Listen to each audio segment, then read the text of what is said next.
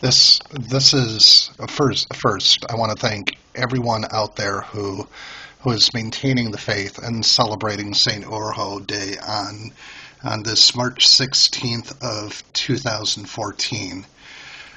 Things are dire here in St. Paul at this very moment, about 9:45 or so on March 16th at night. The Irish police are circulating the Macgrove neighborhood, and hopefully they won't see the light here. So if this goes dark, you'll know what has happened, and keep the struggle up with the good Saint Urho. Because, as we all know, we need Saint Urho around in order to, despite what the Irish think, in order to travel to Ireland, to drive the snakes out of Ireland and to save the potato crop from down there. How to say this? Saint Urho, for those of you seeing this for the first time, Saint Urho plays a very, very critical role in the life of the Finnish people. It was many hundreds of years ago that the Finns were growing their grapes. And we all know that Finns are a very happy people. A very happy people who enjoy their wine almost as much as they enjoy their vodka.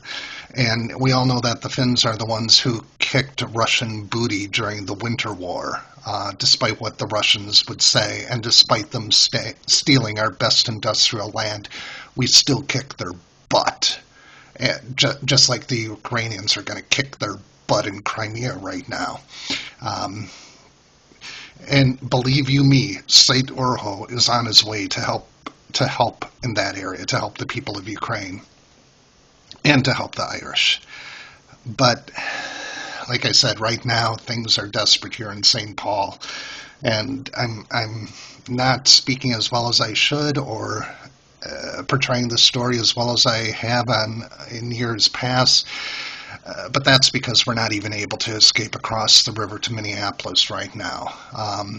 We really need St. Urho here, and we really are counting on all of you out there to keep the spirit of St. Urho alive.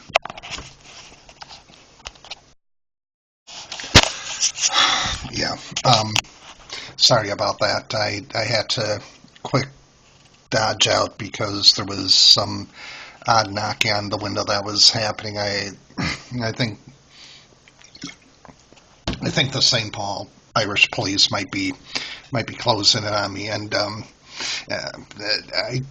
also want to make clear that the reason why St. Urho is so important to the Irish people, even though they may not know it, is St. Urho is the person who went to Ireland to drive the snakes out after saving the Finnish people. And believe you me, I'm going to get to that story soon enough. I just need to be a little bit quieter than I have in years past in telling the story because of the dangerous situation that we're in here in St. Paul right now. But you know how we all hear about St. Patrick and March 17th and all of that stuff? Well, really, that is St. Urho. St. Urho who... and I know that they don't want to hear it down here in St. Paul, and that's why I'm in the bunker right now. And it's kind of a nice bunker, to be honest to you. Honest, it gets a little bit hot in winter, but at least it didn't flood this spring like I thought it might with all the snow we had here, you know. But the reason why St. Urho is truly so important to the people of Ireland, to the Irish people, is because St. Urho, after saving the Finnish people, and yes, I know, I'm going to get to it, okay? Just hold on. I'm going to get to how St. Urho saved the Finnish people. But first, I want to tell you how he saved the Irish people, because, yeah, I know you're saying it was St. Patrick. The reality is St. Urho traveled to Ireland after saving the Finnish people and save the Irish people. Saint Urho is the person who drove the snakes out of Ireland. And at first they called him the patrician, but Saint Urho, as you know, with all Finnish people, we're a pretty folksy people, And Saint Urho was just like, please don't call me your patrician. I'm an ordinary, average saint, a Lutheran saint, but a saint nonetheless. And Lutherans have saints. I know what you're saying out there. Believe you me, I've heard it many times. Yeah, Mike Miles, you, Jim Miles, keep your yap shut out there and stop throwing stuff at me, because I know you're throwing stuff at me right now. Back to the story. So anyhow,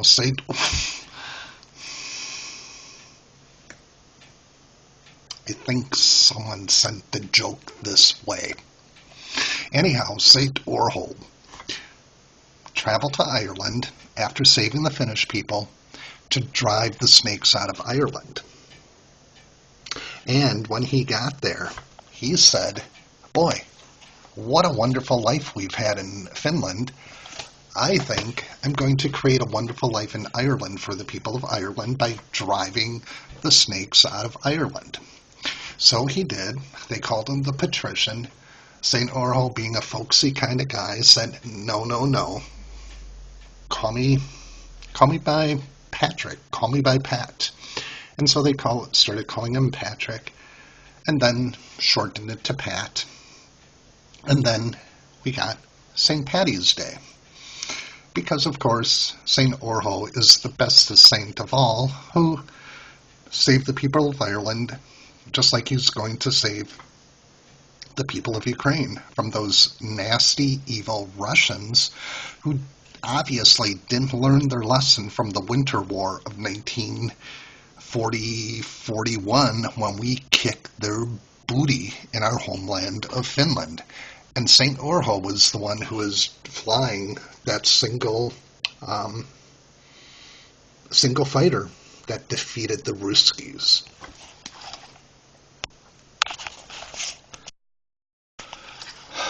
Yeah, so now you know about St. Urho going to Ireland, driving the snakes out of Ireland, and getting ready and driving the Ruskies out of Finland. Boy, this is getting kind of stressful. I need to do something real quick. Oh, see, no, not that. Where is it here? Okay. Ought to be something from, this isn't a recorder that I'm using. It's a handheld thing, so I don't have to put it right next to my mouth. Okay, so this is kind of a documentary, so let's see if this works. I don't know if it will. Kind of all that's important is that I get the beer open and get the camera plugged in so that my battery doesn't go dead on me. There we go. So, cheers to St. Urho. Yeah.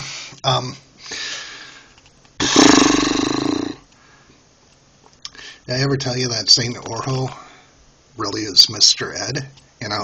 A horse is a horse, of course, and no one can talk to a horse, of course, that is, of course, unless the horse is the famous Mr. Ed. Go right to the source and ask the horse, who'll give you the answer that you endorse. Always on a steady course, talk to Mr. Ed. People yakety yak and waste their time of day, but Mr. Ed will never speak unless he has something to say. A horse is a horse, of course. And no one can talk to a horse, of course, that is, of course, unless the horse is the famous Mr. Ed. Or St. Urho.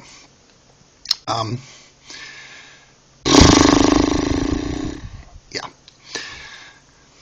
So, Finland encountered a time not unlike the time that Victor Hugo wrote about in Les Miserables. It was a dark, dark, dark time for the Finnish people. I think I told you that they like their wine, and I'm pretty sure I told you that they like their vodka. And yes, Linda, I see you looking at me with disdain and rolling your eyes at me.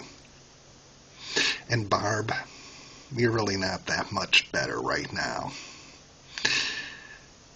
I mean, geez, Mike and Barb down in Des Moines doing something about drones at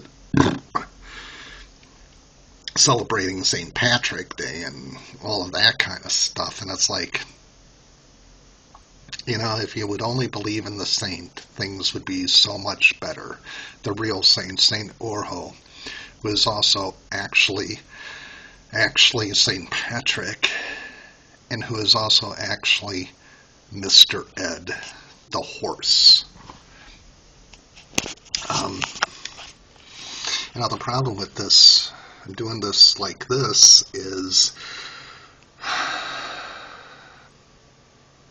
I have to stop now and email it to myself off of this cell phone and make sure it comes through, and then pick up the story again. And hopefully I remember where I pick up the story, because otherwise this is going to go on a very, very long time. And hopefully I won't drop the cell phone and smash it on the ground either. Okay. So, again, to recap where we're at. St. Urho travels to Ireland, drives the snakes out of Ireland, saves the potato crop, saves the Irish people from the famine, becomes known as the Patricians, shortened to St. Patrick, then to Pat, then to St. Paddy's Day, because St. Urho is a Finn, and we're all very, very, very friendly people. St. Urho also drove the Ruskies out of Finland in the Winter War of 1940-41, piloting the plane that drove them out, the single plane that drove the Ruskies out of Finland. And if the Ukrainians believe, he'll go to Ukraine and drive the Ruskies out of Crimea as well. St. Urho is a very, very, very, very good guy.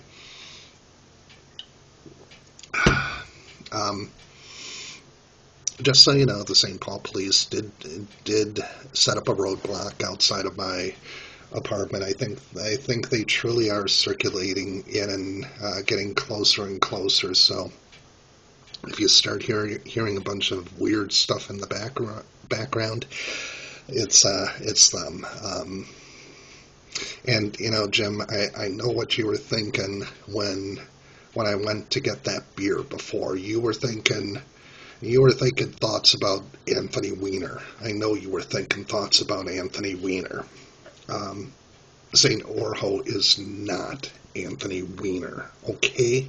Get that through your head. St. Urho is not Anthony Weiner. Okay, so let's get up to speed, because I think I'm going to run out of time. There's only another hour and 10 minutes or so before the cacophony of St. Paddy's Day starts erupting around here, and then it's going to get brutal. And I hear they've been talking about doing nasty stuff to Finns up here, because they just don't realize that St. Urho, our patron saint, is really their patron saint also. A sad, sad state of affairs here in St. Paul, and what's happened here in St. Paul. Because I did tell you that St. Patrick, really, St. Urho is St. Patrick. They just don't know it, or they refuse to accept the facts. Anyhow, so many hundreds of years ago, why did you throw that at me? Really, why did you throw that at me? I know you threw something at me, Emma. I know you did. Yeah, you, and you too, Phil, and you too, Bridget. I know you're mocking me right about now. Because all you do is mock. Yeah, you too, Ollie and Jeff. Micah, et tu, and Sarah. Jesse, I would have thought you would have understood me by now, Jesse. I truly am all alone here in St. Paul as the circle draws tighter and tighter and tighter and tighter.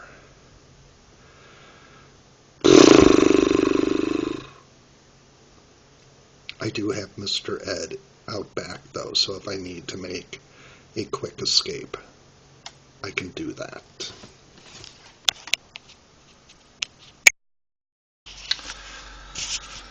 Okay, so let's see if we can yeah.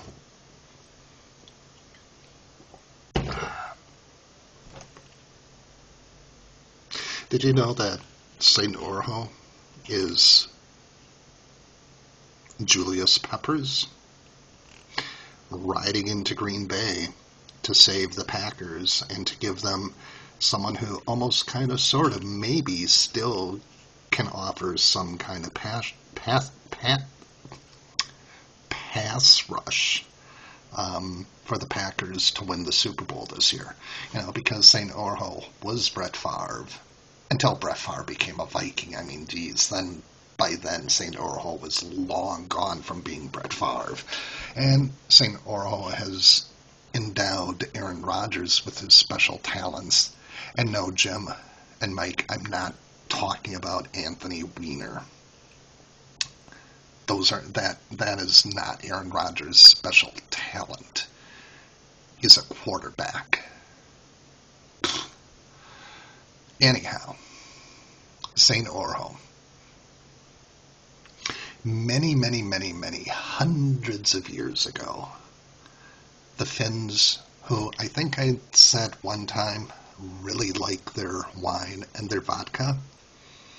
Well, what happened was, and the wine and vodka is important to them because the Finns are a very, very happy people, as we all know. You threw something again, didn't you? I don't know how I put up with you people all of these years, but it really is important to know what St. Urho is and who St. Urho is. And don't mock him, because he will mock you.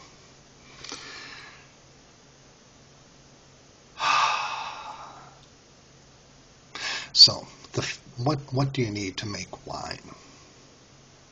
Come on, think. Really? You don't know what you need to make wine? Thank you, Ollie. Thank you, Quinn. Finally. Grapes. You need grapes. Sawyer, don't throw something at me, please. You're not old enough yet, Sawyer. Steve. Okay. So you need grapes to make wine. And when you have wine, you can drink wine. Sadly, all I have is beer. I have no wine. I will have wine tomorrow because St. Urho has saved the grape crop. So many years ago, but I get a little bit ahead of myself. A few centuries ahead of myself, actually. Many years ago, hundreds of years ago, the Finns were beginning to gather together. And they climbed to the top of a valley. And they saw something so horrific, it's almost impossible to put words to. What did the Finns say, you may ask? the Finns saw something so utterly horrific. It's almost impossible to put words to. And that's why I need to pause, because I'm becoming verklempt thinking about how bad it was. But when I come back, I will tell you the story of St. Urho from many hundreds of years ago.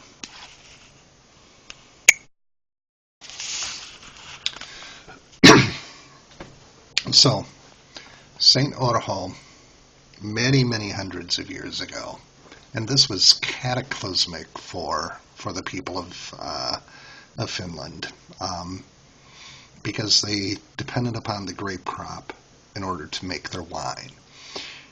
And they climbed the highest hill to get to the top of the valley. And when they got to the top of the valley, they looked back and they saw the most horrific of sights. Grasshoppers. Not just tens of grasshoppers. Not just hundreds or thousands or millions. Not even billions of grasshoppers, but a Gaulian number of grasshoppers to the 90th bazillionth degree, just infesting the valley.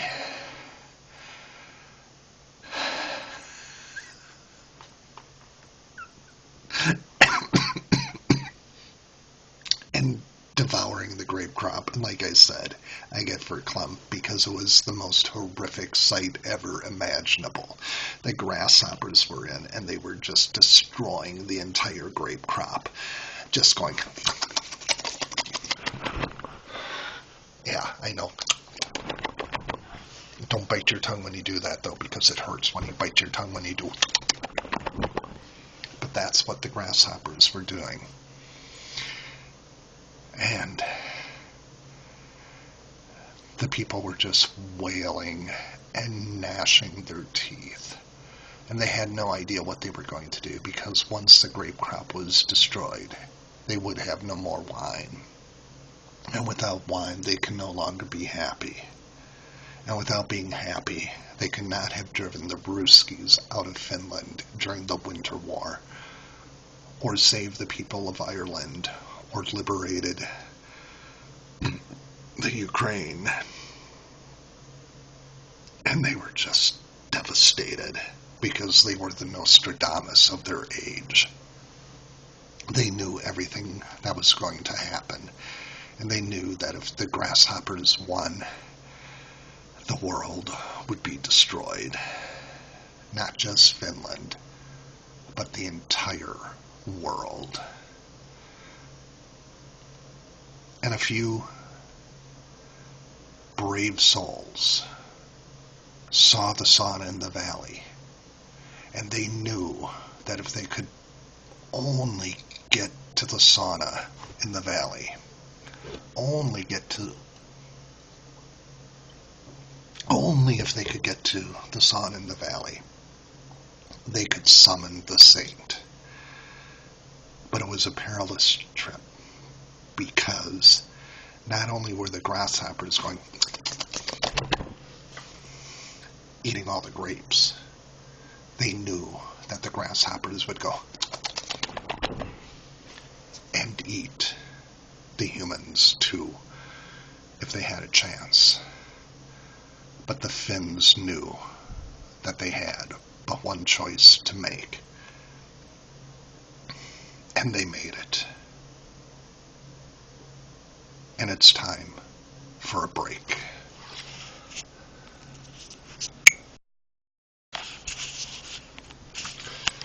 And so, there were a few hardy, incredibly brave Finns who looked at each other. And Axel looked at Hilda and said, "I shall make the journey." And Hilda looked at Axel and said, I shall join you. And then Jaco joined, and Serafina joined, and Claristina joined, and Israel joined, and the Halkola and Nemi clan came together and said, "We shall join Finland. We shall save the world. We shall save the grapes so that we can drink wine and be happy forever and ever and ever." And so the Halkola Nemi clan descended the hill and fought their way through these grasshoppers who were just going,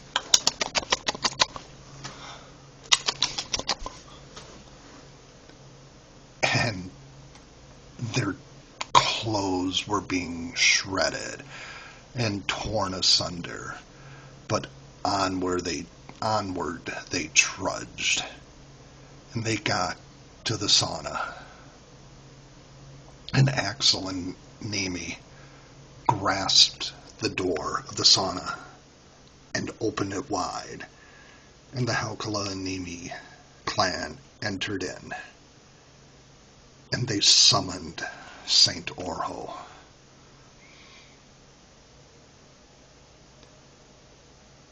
The grasshoppers knew what was about to befall them, and they just started flinging themselves against the sauna and flung themselves harder and harder against the windows, and the windows started to crack, and the sauna started to shake.